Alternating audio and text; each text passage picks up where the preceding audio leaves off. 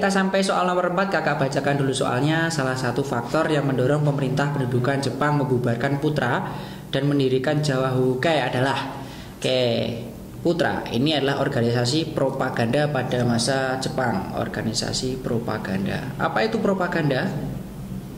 Jadi propaganda adalah cara Jepang untuk menarik simpati masyarakat, mengajak masyarakat untuk mau bekerja demi kepentingan dia, entah itu bangun jalan, jembatan, kubu-kubu pertahanan atau yang lainnya. Lazim kita dengar kerja paksa zaman Jepang namanya apa? Namanya adalah Romusa. Kalau kerja paksa zaman Belanda namanya adalah kerja rodi. Jadi jangan sampai tertukar adik-adik. Namanya kerja rodi ya.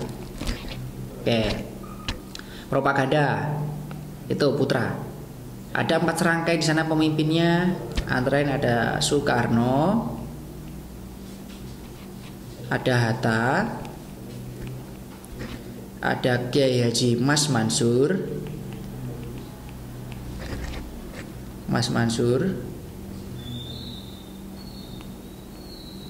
kemudian yang terakhir adalah ada Ki Hajar Dewantara.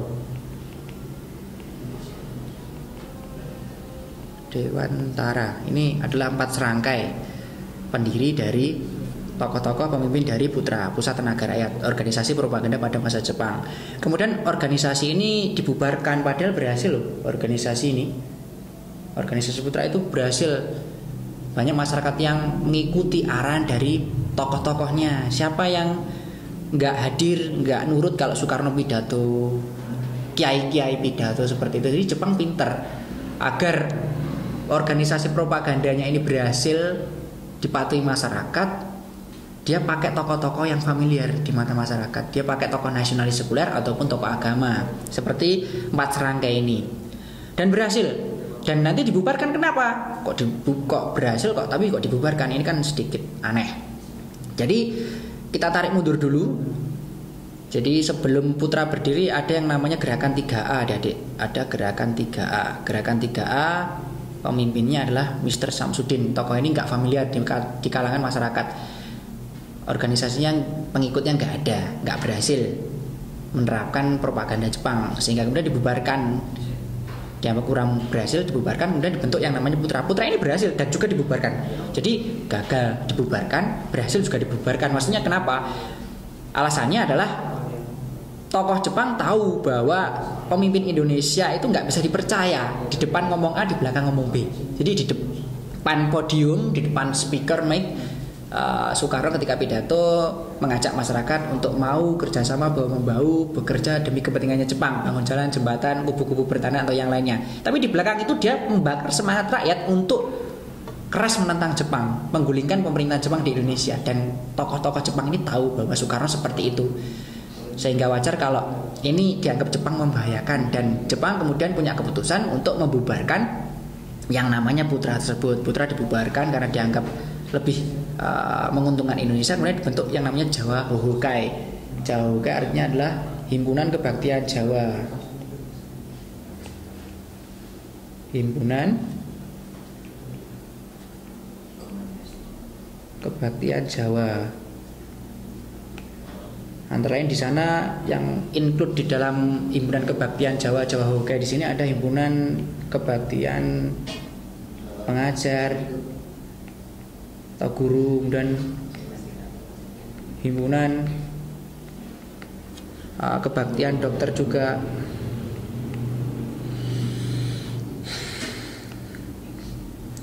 Kemudian juga ada Keimin Bunkei Shidoso. Keimin Bunkei Shidoso, organisasi budaya pada masa Jepang, organisasi budaya, propaganda budaya pada masa Jepang. Jadi ada unsurnya, ada banyak yang ada di dalam organisasi Jawa Hokai atau Himpunan Kebaktian Jawa kalau ditranslate Indonesia. Oke, kembali lagi ke soal. Jawaban yang tepat yang mana? Jawaban yang paling tepat di sini adalah option yang A, adik-adik. Kita kunci ya, option yang A. Para pemimpin bangsa Indonesia memanfaatkan Putra untuk mendorong munculnya rasa kebangsaan. Jadi yang saya katakan tadi, di depan dia ngomong A, di belakang ngomong B. Di depan propaganda kepentingan Jepang, di belakang Dia membakar semangat rakyat untuk gigih menentang Jepang. Jadi itu yang tidak disukai oleh Jepang dan membubarkan organisasi Putra dan diganti oleh Jawa Bohukai atau Himpunan Kebaktian Jawa tadi.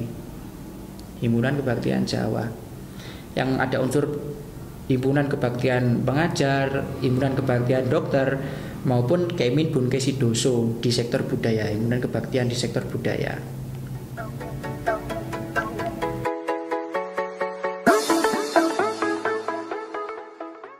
Kita sampai di soal pembahasan nomor 5. Oke, kakak bacakan dulu soalnya. Pemerintah Kabinet Ali Sastro Amijoyo II didukung oleh 3 partai besar pemenang pemilu 55, yaitu, oke, kita bahas dulu pemilu 55 itu pemilu pada masa apa? Jadi pemilu 55 ini adalah pemilu pertama RI. Pemilu pertama RI ya.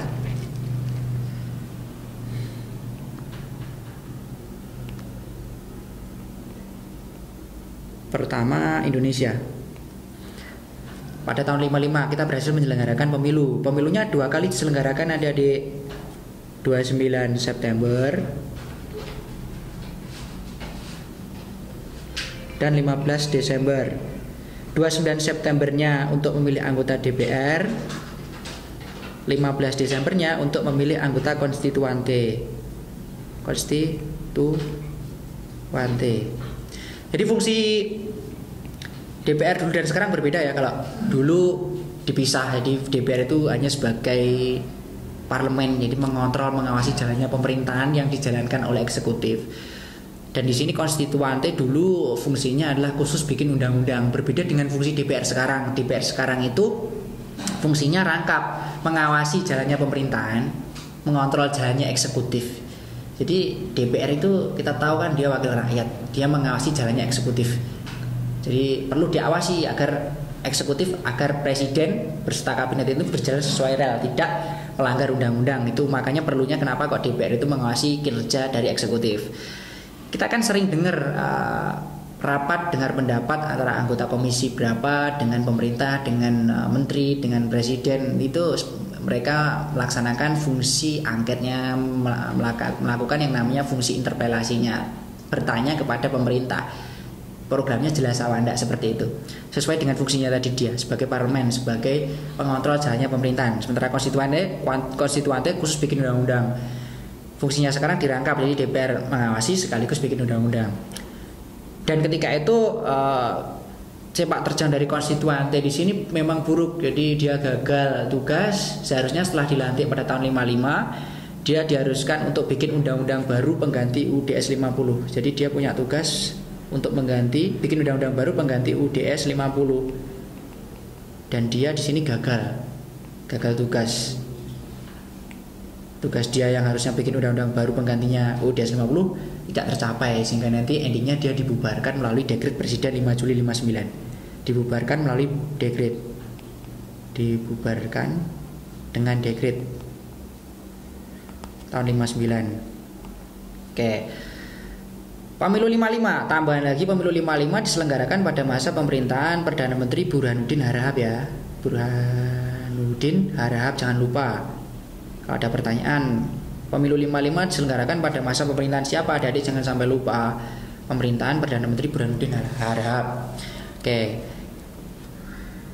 Itu adalah pemilu pertama kita. Oke, kakak sajikan penuh materinya dulu, gampang nanti pembahasannya di belakang.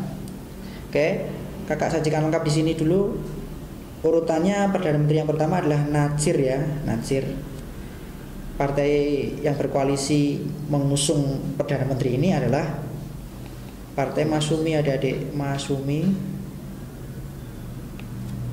plus PSI, Partai Sosialis Indonesia ya, bukan Partai Solidaritas Indonesia, Partai Sosialis Indonesia.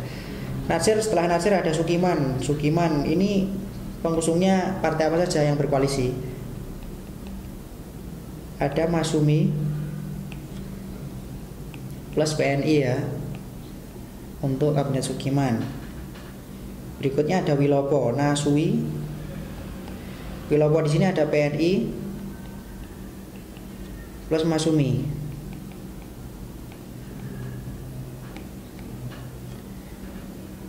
Sudah Wilopo cukup. Kemudian Ali yang pertama, jadi Pak Ali ini berkuasa 2 kali adik-adik. Yang pertama di sini koalisinya apa saja? Ada PNI plus NU.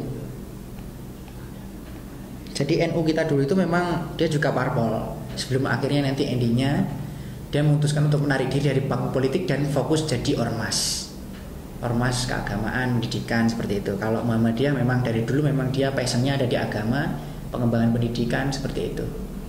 Tidak main politik sama sekali kalau Muhammadiyah. Oke, Ali yang pertama, kemudian jadi Burhanuddin tadi kita singgung juga di sini. Burhanuddin ini koalisinya apa aja? Kita harus tahu adik-adik. Burhanuddin ini merupakan koalisi dari Masyumi. Ada PNI. Ada NU, Masyumi, PNI, dan NU. 2 partai Islam, 1 partai nasionalis. Ali yang kedua sekarang. Yang kedua, ini partainya apa saja pengusungnya? Ada PNI, ada Masyumi,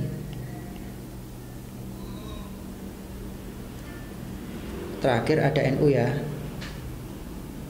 Kemudian yang terakhir untuk Juanda yang berkuasa sekitar periode 57 sampai 59. Di sini Zakon kabinet adik-adik, Zakon kabinet.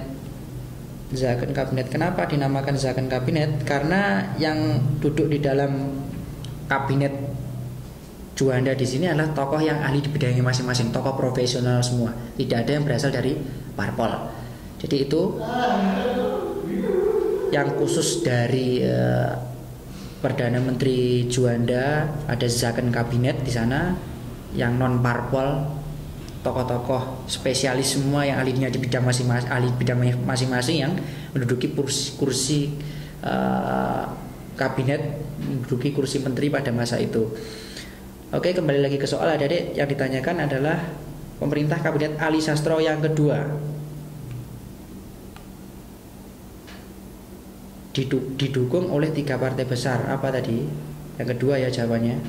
Yang kedua di sini ada, kita tahu ada PNI, ada Masyumi, ada NU. Kita cari.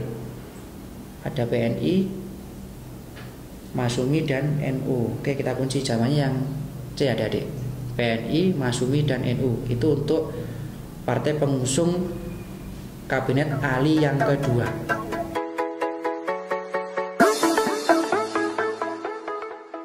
Kita sampai di pembahasan soal nomor 6. Kakak baca soalnya dulu. Oke, kegagalan pelaksanaan pola pembangunan berencana tahap 1 pada tahun 1961 sampai 1969 pada masa demokrasi terpimpin disebabkan oleh, kenapa? Option A, terjadi krisis kepemimpinan. Option B, terjadi krisis pangan. Option C, dilaksananya proyek-proyek mercusuar. Option D, tidak terjadinya sumber daya manusia. Option E, terjadinya kenaikan harga bahan pokok. Yang paling tepat yang mana? Sebelum ke sana kakak sajikan materinya penuh dulu. Demokrasi terpimpin. Jadi tahapannya ingat ya, ada awal kemerdekaan. Timelinenya. Awal kemerdekaan selesai, kita masuk ke RIS selesai, kita masuk ke demokrasi liberal. Demokrasi liberal selesai, kita masuk ke demokrasi terpimpin. Demokrasi terpimpin 59 sampai 65-an periode masanya. Demokrasi terpimpin kita tahu, jadi pasca Perang Dunia Kedua berakhir, jadi selepas Perang Dunia berakhir mulai dari tahun 46 sampai 1991, ini terjadi yang namanya Cold War. Ada perang dingin di sana adik-adik. Perang dingin antara Amerika Serikat dan Uni Soviet. Mereka saling berebut untuk menjadi yang terkuat di dunia. Jadi sibuk mencari anggota negara-negara kecil-kecil untuk dimasukkan menjadi anggotanya masing-masing.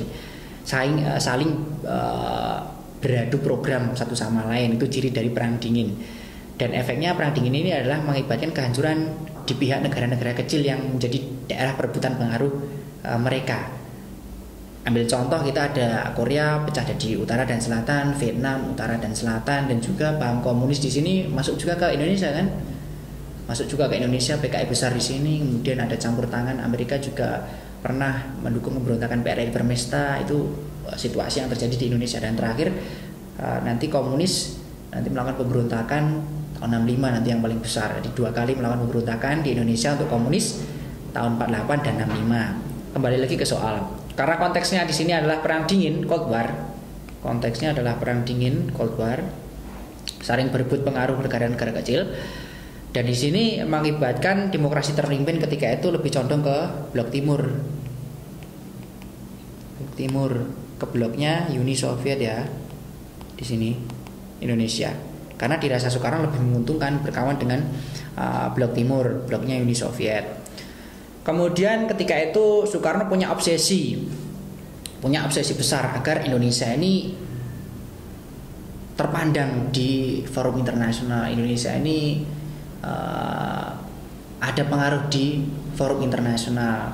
Makanya cara upaya Soekarno ketika itu untuk membuat Indonesia ini jadi pusat perhatiannya dunia bisa terlihat dari Indonesia menjadi pemrakarsa berdirinya yang namanya Konferensi Asia Afrika pertama, KA 1955, pada masa pemerintahan Perdana Menteri Ali Sastro Amijoyo di Bandung. Kemudian juga kita menjadi pemrakarsa pendirian 1961, ada GNB, adik-adik, Gerakan Non-Blok. Itu adalah upaya Soekarno agar Indonesia ini menonjol di forum internasional.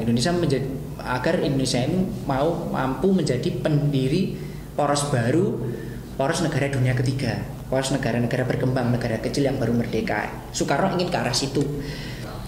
Selain politik, kemudian Soekarno ingin Indonesia ini punya karya-karya monumental di bidang bangunan, karya monumental di bidang bangunan. Makanya wajar pada masa Soekarno itu kita banyak bangun seperti Bundaran Hotel Indonesia, banyak bangun ya di sini, banyak bangun Bundaran Hotel Indonesia, Bundaran HI, Jalan Lingkar Semanggi itu juga, Bundaran HI, Jalan Semanggi, Jembatan Layang Semanggi, ikonnya Indonesia, Semanggi.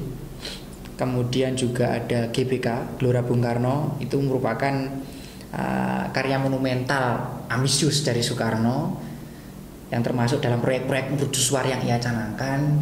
Jadi dia abaikan situasi ekonomi Indonesia yang lesu ketika itu. Jadi di awal kan kita berdiri memang ekonomi Indonesia lesu, perlahan kita tata sedikit demi sedikit. Dan pada masa terpimpin pun juga sebenarnya masih lesu, belum kuat Indonesia ekonominya. Tapi dia paksakan untuk bangun-bangun proyek besar tadi, Bundaran HI, Jalan Semanggi, GBK, kemudian Gedung Konevo, Convention of New Emerging Force, atau sekarang jadi Gedung DPR MPR. Gedung DPR MPR yang monumental, kayak ikonik, itu merupakan bangunan yang dibentuk pada masa itu, pada masa demokrasi terpimpin. Soekarno ingin mempersiapkan Indonesia menyelenggarakan Conference of New Emerging Forces. Jadi konferensi dari negara-negara New Emerging Forces, negara dunia baru yang progresif revolusioner. Jadi Soekarno punya dua istilah, satu Old Devo, negara-negara kuat, ada Inggris, Perancis, Amerika misalnya, negara-negara Old Devo, negara Old Development Forces, negara-negara kuat yang udah lama terbentuk, dan NEVO, New Emerging Forces, negara-negara baru progresif revolusioner, yang di sana ada negara-negara berkembang yang dipimpin oleh Indonesia salah satunya. Di sana juga ada keanggotaan Uni Soviet dan Cina, karena kita memang pada masa itu dekat dengan Cina. Wajar kalau dalam NEVO pun juga ada kedua negara tersebut. Nah itu Soekarno punya dua istilah khusus terminologi. Dia gambarkan ada Old Devo, negara-negara liberal, negara-negara kapitalis, dan negara-negara baru berkembang sosialis progresif. Di sana ada NEVO, New Emerging Forces. Jadi itu materi yang bisa kakak sajikan untuk soal nomor 6. Jawaban yang paling tepat yang mana? Jadi kegagalan pelaksanaan pembangunan ini karena apa? Karena yang paling tepat adalah yang C, adik-adik. Dilaksanakannya proyek-proyek mercusuar tadi yang banyak menguras anggaran. Padahal Indonesia ekonominya tidak menguntungkan, menguras anggaran. Dan tambahan lagi, selain Gedung Konevo ada juga Monas. Monas itu merupakan proyek besar yang dicanangkan Soekarno. Jadi Soekarno menganggap bangunan itu penting untuk membangkitkan semangat gairah nasionalisme suatu bangsa. Harus dimanifestasikan, harus disimbolkan dalam bentuk bangunan untuk menggugah rasa nasionalisme tadi. Selain itu juga banyak dibangun monumen-monumen penting di Jakarta seperti Monumen Jenderal Sudirman, kemudian di Ponorogo atau yang lainnya. Banyak monumen untuk menggugah semangat makna yang ingin disampaikan Soekarno melalui bangunan. Oke, cukup kakak kira soal pembahasan nomor 6. Kita next ke pembahasan soal berikutnya adik-adik. Nomor 7 ya.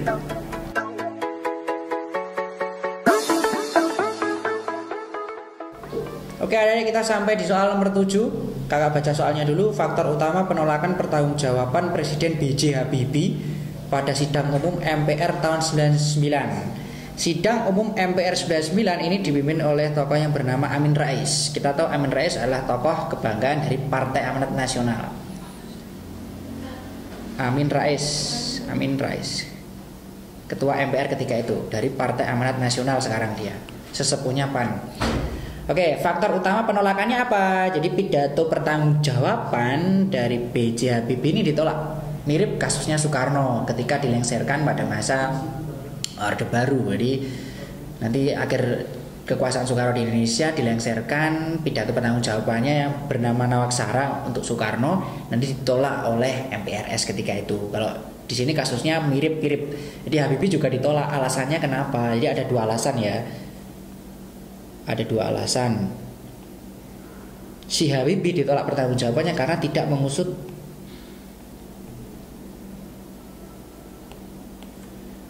tuntas harta kekayaan dari Soeharto. Itu alasan yang pertama. Yang kedua alasannya adalah karena melepaskan Timor Timur.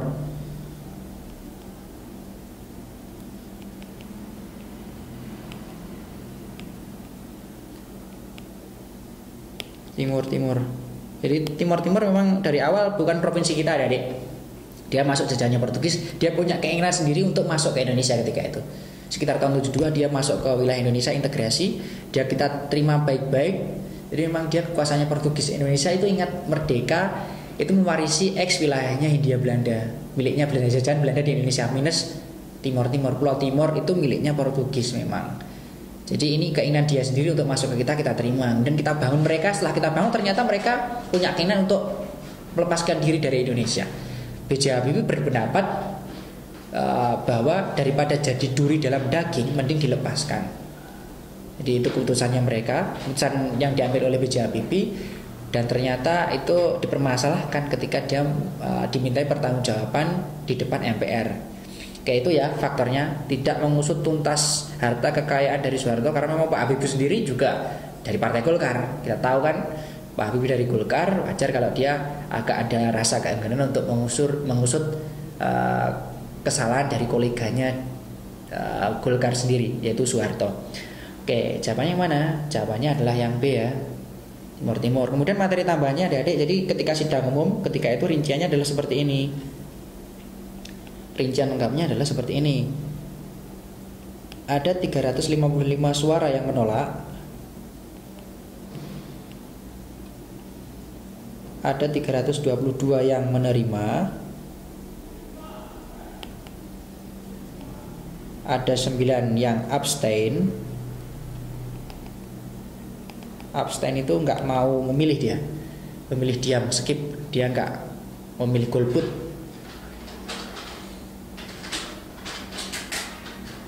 Kemudian ada 4 yang tidak sah. Totalnya ada sama dengan 690 suara. Oke, itu cukup pembahasan soal nomor 7 adik-adik. Soalnya kita kunci jawaban yang paling tepat adalah yang B, melepaskan Timor Timur. Oke, cukup. Kita next ke soal berikutnya.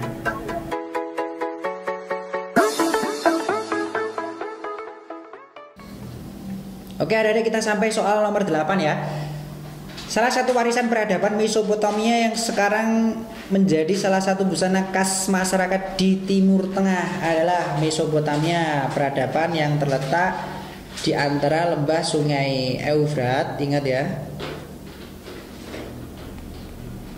di Irak plus Tigris. Di tengah-tengahnya itu wilayah yang sangat subur, Tigris, tempat peradaban Mesopotamia berada di lembah sungai Eufrat dan Tigris ya. Sungai Eufrat dan Tigris di Irak. Ingat, Irak. Oke. Yang ditanyakan di sini adalah busana, salah satu busana khas masyarakat di sana yang masih dipakai. Jawabannya adalah kaftan ya. Kaftan. Oke. Kita ulas juga yang lain. Abaya itu apa? Baju wanita. Baju wanita Arab sekarang. Wanita Arab sekarang itu namanya abaya. Kemudian gamis itu baju laki-laki. Baju laki-laki adik-adik, turunan dari kaftan itu sendiri. Jadi kaftan itu nurun ke abaya, nurun ke gamis atau yang lainnya. Nikab itu adalah penutup